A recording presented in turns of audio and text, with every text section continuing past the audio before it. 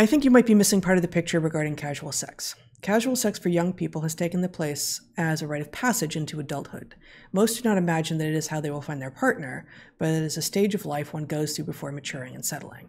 As such, one cannot be seen as a viable long-term partner without a hoe phase under their belt. P.S. Hope you guys are okay. Sending love.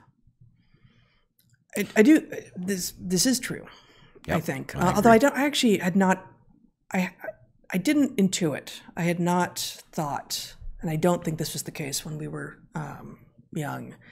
The last part of this, one cannot be seen as a viable long-term partner without the hoe phase under your belt. That strikes me as new and troubling. But sure, there is a like, okay, do you have experience enough to know that this person is the right person, right? And that's a legitimate concern, right? And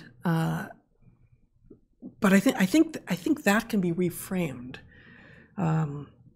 so that you can still be interested in someone and maybe have sex with them and not end up being with them forever without it being quite so awful. Yeah, as it is now. I think there is a reasonable concern about being with somebody who doesn't have enough experience to know, but I don't think it's actually a real thing.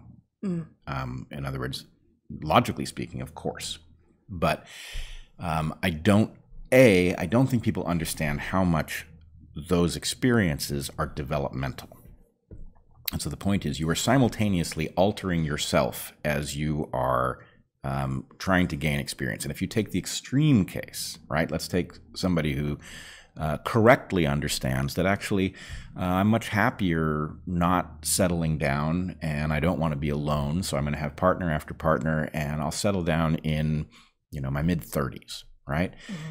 And then they try to settle down in their mid-30s. Well, now developmentally speaking, they have experience of 15 people, and their mind may settle on the idea that, well, but I liked how this person was this way, and and the point is, we famously between us had a friend who was like, yeah, but like looking for someone, this, that, and the other, and she can't have bangs, right? Like, are you serious, right? Like, so anyway, I think it's I know now, as I've said before, I was very embarrassed at first that we had gotten together so early because I thought it implied something provincial. I now totally think that was an error. Hold on.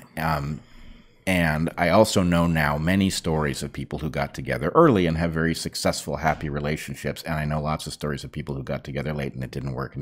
Absolutely. So I will say, without going into really any details,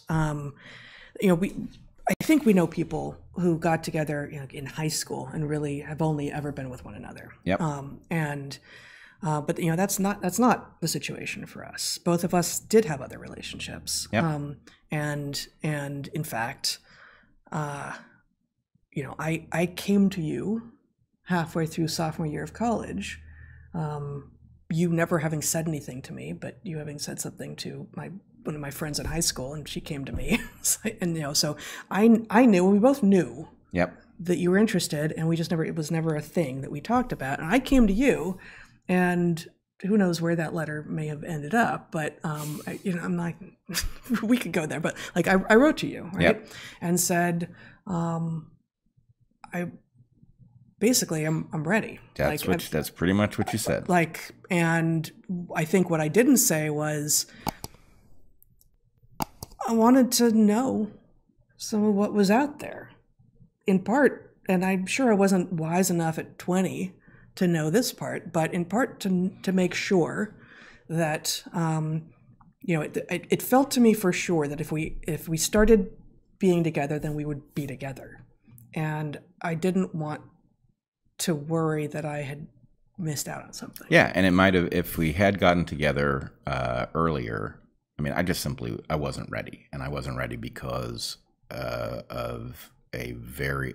was removed from co-ed environments to an all-boys school at the wrong moment developmentally for me. 7th through 10th grade. And I was shy. And basically the point is that sort of arrested my experience with girls And there was some catching up that needed to happen before I was going to be ready for a serious relationship with you.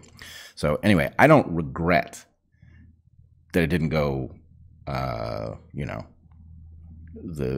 we didn't end up together at first, etc. That's not what I'm saying. What I'm saying is that from the point of view of a young person trying to figure out what the hell to do, right? I think the concerns about the way you figure out what you want is experience with other people. I think that's actually bull. I don't think it works that way. And I do think that there's also potentially harm, and that becomes part of a rationalization that then predatory forces use to sucker young people into lifestyle choices that don't serve them, but serve the people doing the suckering. Right? Yeah. And so anyway, I think the whole thing is off the rails, and that it's all kind of one confused story of like, masturbation, not a big deal. Porn, of course, right? Experience, of course, porn. I mean, who wouldn't? Like, you're interested. Why wouldn't you go searching for porn? I no longer know what conversation we're having. That all of these confused messages are being delivered to young people, and young people have a false sophistication. Are you arguing against masturbation? No, but I'm arguing that the idea that it was viewed as something that one should not be talking about with their peers, that it's become so normalized. Okay, I feel like you just put masturbation and porn in the same category. Well, they're obviously related. So my point is masturbation is normal, but the idea that people viewed it as shameful and therefore people didn't talk about it, and also may have restrained themselves so it wasn't a constant phenomenon, that those things had a role to play in normal relationships between men and women, that at the point you're like, well, I don't see why that rule exists, so it shouldn't. And you just throw out every rule. The point is you get absolute chaos where people, Okay, but the rule being thrown out with regard to masturbation is like, oh, let's just talk about everything. And the rule being thrown out with regard to porn is like, actually, that shit's not good for you. Right. 100%. Yeah. I'm not arguing that it's obvious what the right way to view these things is. I'm just arguing that young people are being given false sophistications on every front with respect to mating and dating. And it's no surprise that they're completely confused.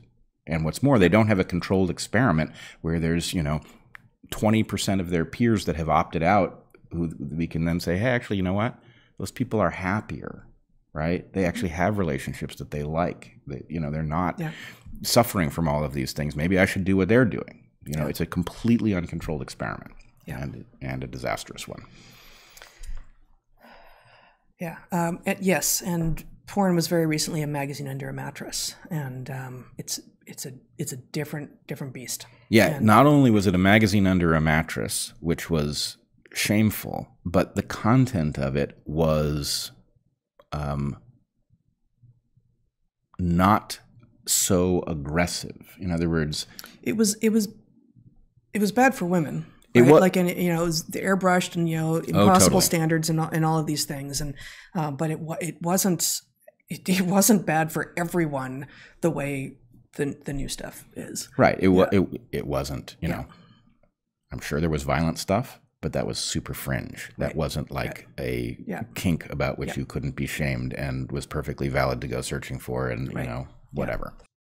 Hey guys, that was a clip from our monthly private Q&A that you can get access to at my Heather Hying's Patreon. And you can also get access there to all of the past paid subscriber content. So please consider joining us there. Did you mention that these private Q&As are the key to living a better life and living to tell the tale? I forgot to do that. These private Q&As are in fact the key to living a better life and what? Living to tell the tale. Living to tell the tale. Go ahead, live to tell the tale.